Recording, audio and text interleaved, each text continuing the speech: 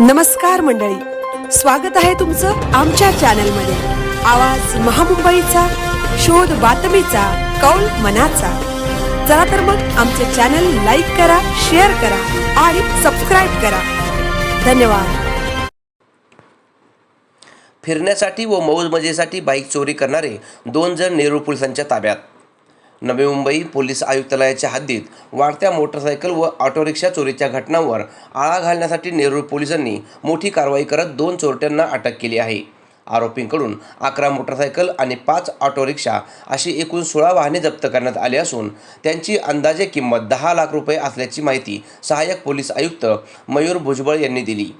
या कारवाईमुळे नवी मुंबई विविध पोलीस ठाण्यांमध्ये दाखल असलेले 16 वाहन चोरीचे गुन्हे उघडकीस आले आहेत। तपासादरम्यान पोलिसांनी इम्रान शफीक शेख वय 18 राहणार कोपरी गाव झोपडपट्टी वाशी मूळ राहणार साहेबगंज झारखंड आणि सूरजकुमार राजन प्रसाद वय 28 राहणार झोरा गार्डन हिरानंदानी जवळ सेक्टर 7 खारघर या 2 आरोपींना अटक केली।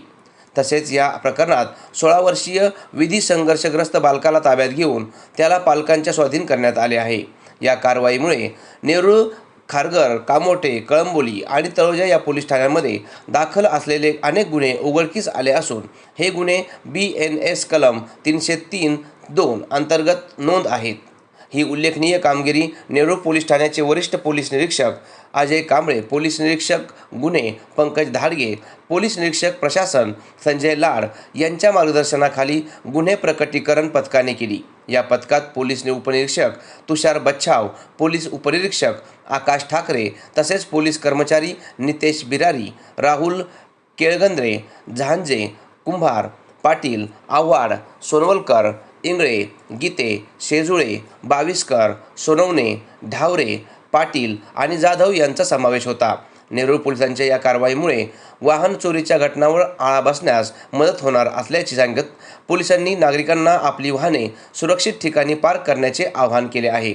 आवाज महामुंबईचा चॅनलसाठी विजय गायकर, नवी मुंबई।